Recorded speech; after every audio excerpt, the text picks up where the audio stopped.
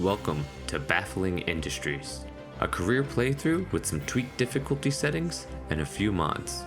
The full list can be found in the description, but I'll mention them as I go.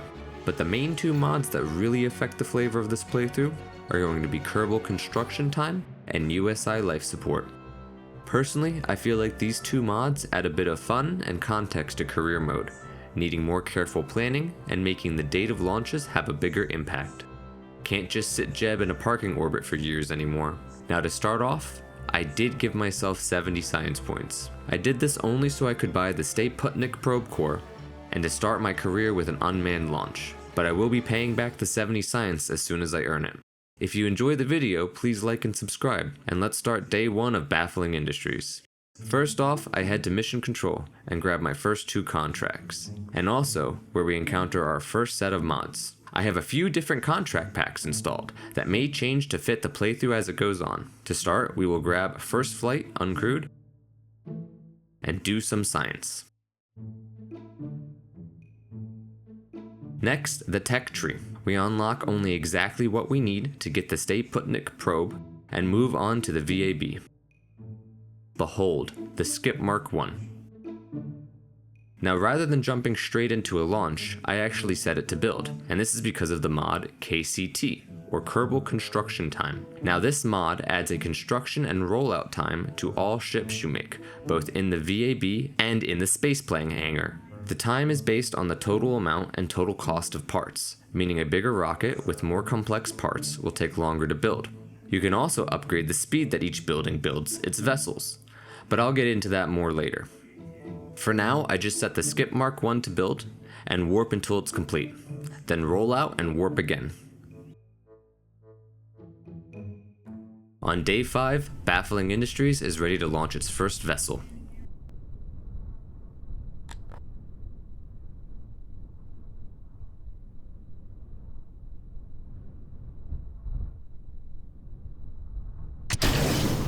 Now you may have noticed something I didn't at the time. My staging is messed up, and when I launch, I actually decouple from the booster at the same time.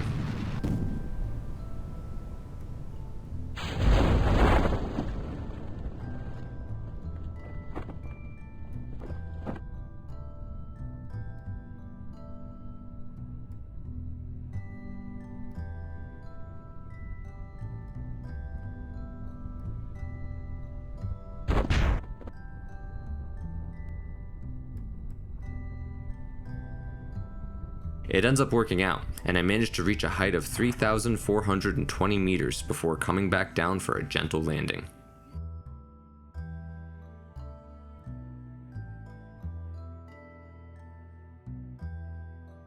Back at the KSC, after recovering the Skip Mark 1, I have earned 28 science, but only completed one of the two contracts. For whatever reason, do some science didn't complete. That's okay. For now, I will just grab the contract, break the sound barrier, and go back to the VAB. I take the Skip Mark 1, add an antenna on top, and the Skip Mark 2 is ready to be built.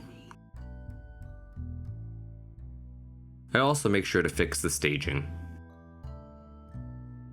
Next up, I began making my first manned vessel, the Hop Mark 1.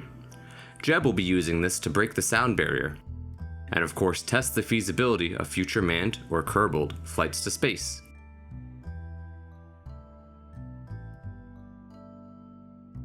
Now setting both the Hop and the new Skip to build, you will notice that in the KCT tab, both rockets are being built at the same time, but at different rates. The mod actually allows you to spend points to upgrade the VAB and spaceplane hangar. You can choose whether to invest more points into building just one rocket quickly or spreading it out and having multiple slots for building rockets, just slower. It also applies to the spaceplane hangar. After warping forward to day 8, the Skip Mark 2 is ready for launch.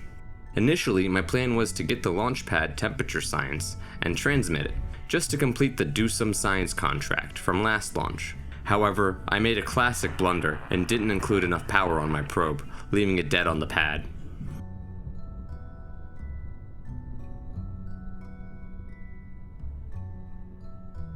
Fair enough, let's recover it, slap some batteries on it, rename it the Skip Mark III, and now we come to another aspect of the KCT mod. You can recover your vessel straight to the VAB or space plate hangar and reuse whatever is recovered, meaning shorter build times. You can also use the recovered vessel as parts for a new one, also cutting down on build times. It's a neat feature and one I don't use often enough, but I do use it here to turn the Skip Mark II into the Skip Mark III for less time. Then I'll set the Skip Mark III to the top of the build list so it'll be done faster, since I have the first slot in the VAB upgraded more.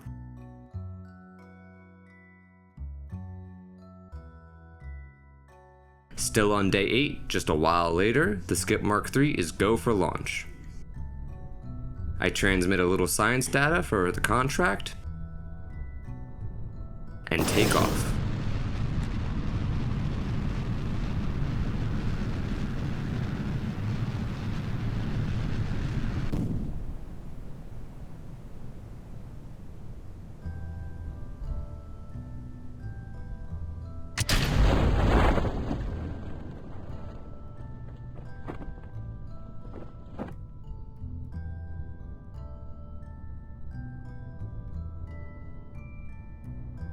This time, the flea booster manages to balance on top of the probe while the parachutes are deployed.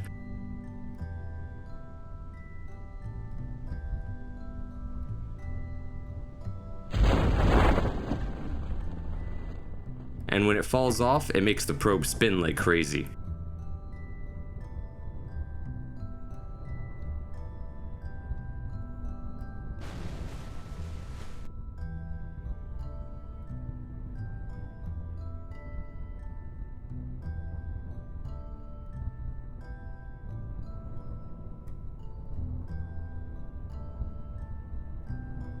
The probe manages a safe splashdown in the ocean, right next to the shore, and I collect some more science before recovering the Skip Mark III, netting Baffling Industries another 36 science points. Now that I have more than enough, it's time to pay back that initial 70 science. I just deduct it through the cheat menu. And that leaves me with just over 14 science points left. For now, all I can really afford is basic rocketry. So I unlock that, giving me access to liquid fuel and the swivel rocket engine. After another time warp, Baffling Industries is ready for its first manned flight. On day 10, Jeb bravely takes on the challenge to break the sound barrier.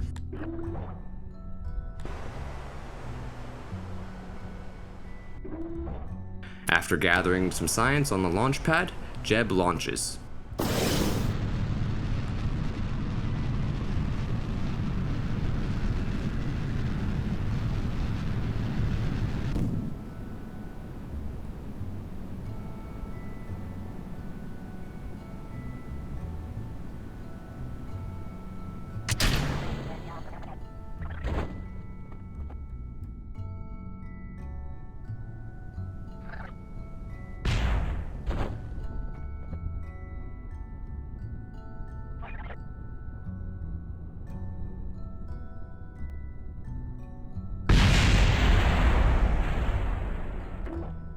Landing back next to the pad, Jeb collects a little more science before being recovered.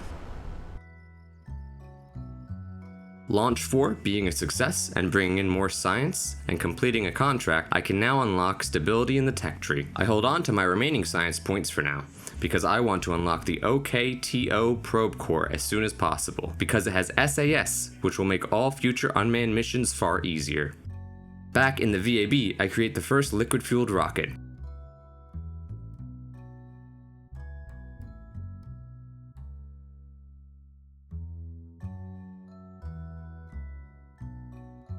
And using one of the other mods I have installed, called Crash, I am able to test out the rocket and make sure it flies well, in exchange for it costing Kerbucks. It costing more the longer the simulation runs, and the bigger the rocket is.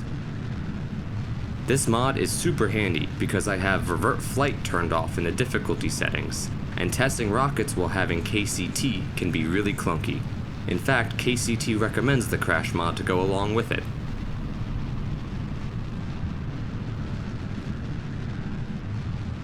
The testing goes well. And after some tweaking, the Skip Mark IV is ready to be built and launched.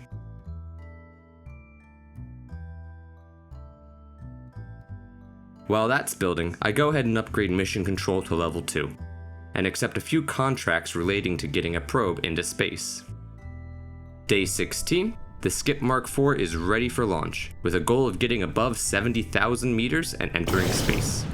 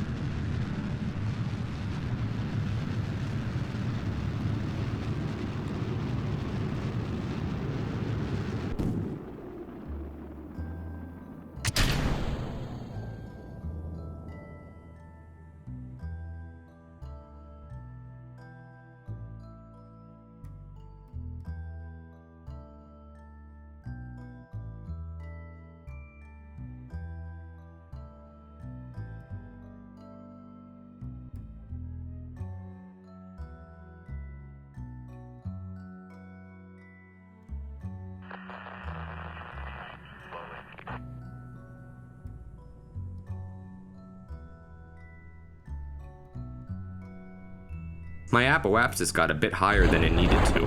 However, the Skip Mark IV manages re-entry well, even with re-entry heating set to 120% in the settings.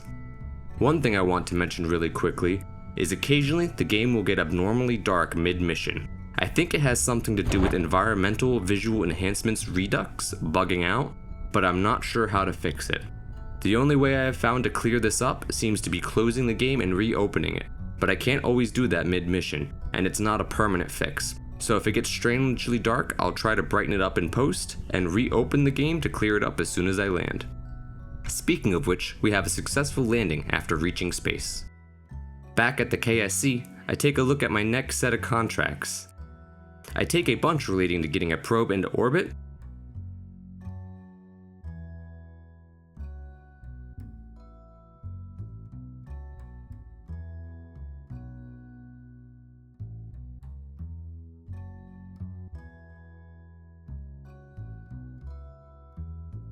and then head on over to the tech tree.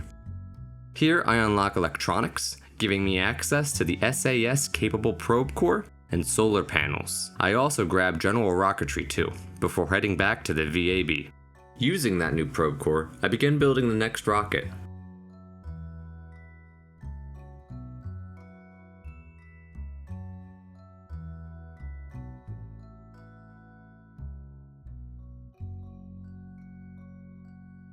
After some testing, tweaking, and more testing, the Skip Mark VI is done. I set it to build, and on day 22, Baffling Industries makes its first attempt for orbit.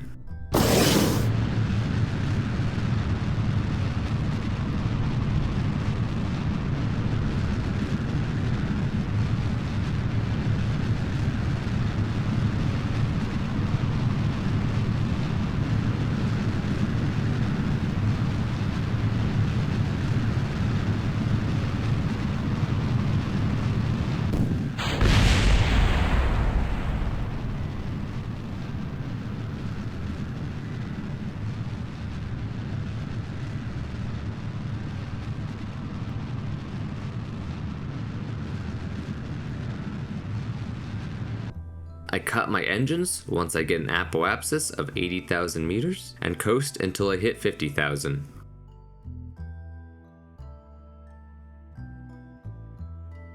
Once at 50,000, I begin rotating to face east, or 90 degrees on the nav ball.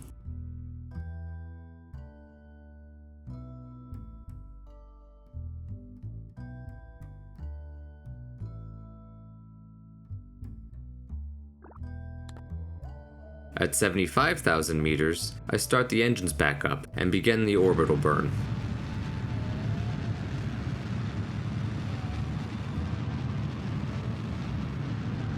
Trying to maintain an efficient burn, I keep an eye on my altitude and apoapsis, trying to keep my apoapsis just a little higher than my current altitude by adjusting the throttle.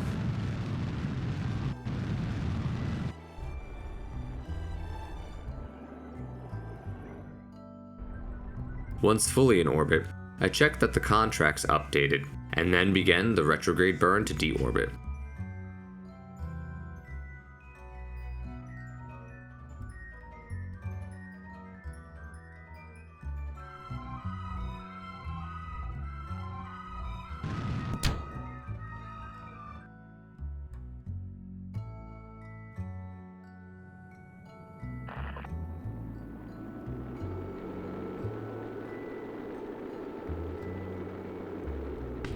Re-entry goes smoothly, and while descending, I notice this neat river with city lights all along it that I hadn't seen before.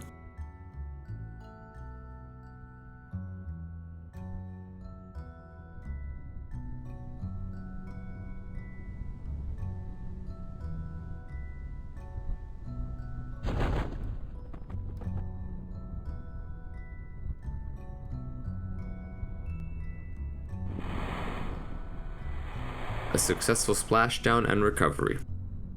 Back at the KSC, it's time for us to use that newfound science and funds from the set of contracts just completed. First off in the tech tree, I unlock advanced rocketry for the Terrier engine and general construction for the struts. Then I upgrade the launch pad so I can launch larger rockets.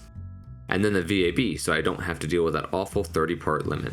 I put the unlock and upgrades to good use and create the Skip Mark 6, which can comfortably make it to orbit with plenty of Delta V to spare. Setting it to build, I move back onto mission control and grab a few more contracts, the main one being getting a satellite into a polar orbit. Day 29, the Skip Mark 6 launches. I follow the same steps as last time, but pitch towards north on the nav ball.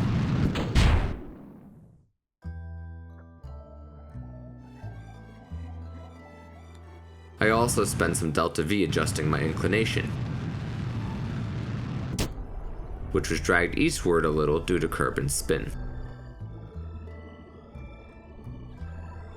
Achieving orbit and satisfying the contract goals, I began the deorbit burn.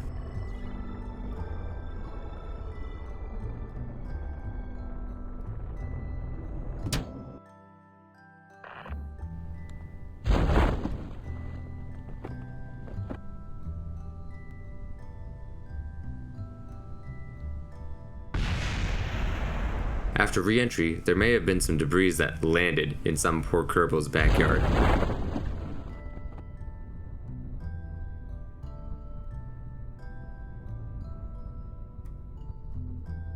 However, the probe core and science touched down safely. Once more at the KSC, I begin preparing for the first manned orbit. To do this, I slap a command module in place of a probe core on the Skip Mark 6 and name it the Hop Mark 2.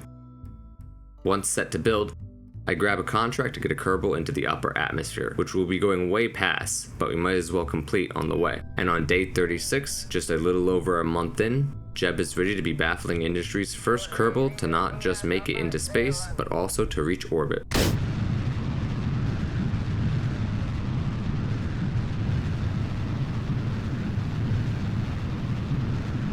Following a similar ascent procedure as the two previous Skip launches,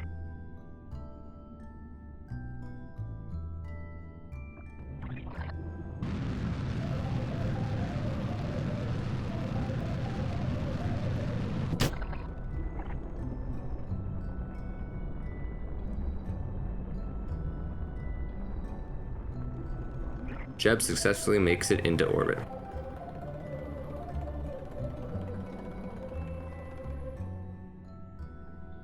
Once Jeb starts coming up on the KSC again, I begin a deorbit burn.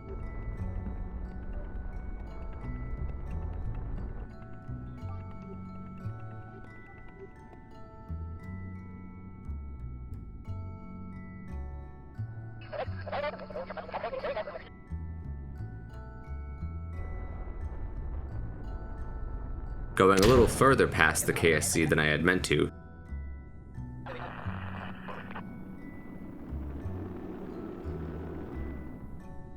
Jeb still has a successful re-entry.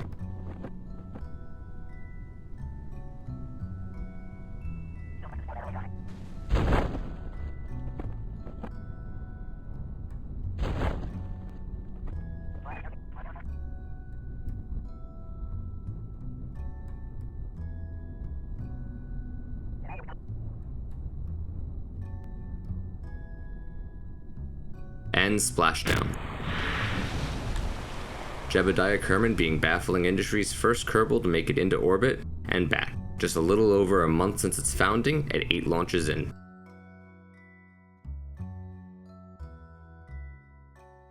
And on that note, that's the end of the episode. I hope you enjoyed it, and if you did, please like and subscribe. I'd also appreciate any feedback you have down in the comments, because this is my first YouTube video, and I'm definitely still learning as I go. Anyway, see you next time on Baffling Industries.